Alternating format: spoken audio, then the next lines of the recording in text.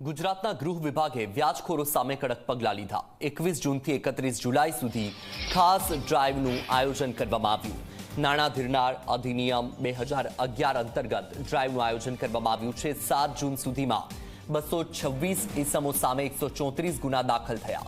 Drive દરમિયાન 568 લોક દરબારનું આયોજન કરાયું। લોકોની મજબૂરીનો ફાયદો ઉઠાવનાર પર સરકારના કડક પગલાં। જો વ્યાજખોરો પરેશાન કરે તો તેમના કાર્યાલયનો સંપર્ક કરવા માટે હર્ષ સંઘવીએ અપીલ કરી છે।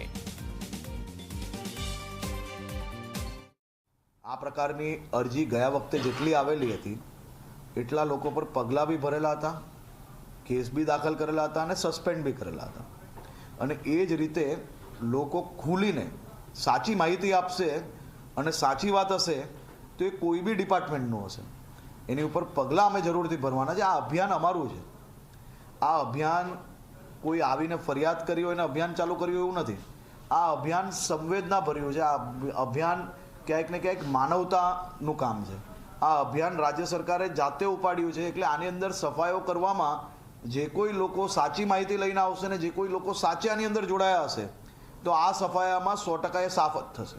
કોઈ બી જગ્યા પર આવી કોઈ માહિતી આવે તો આપ બી અમને માહિતી જરૂરથી આપજો જેથી અમે આ લોકો પર પગલાં ભરી શકીએ।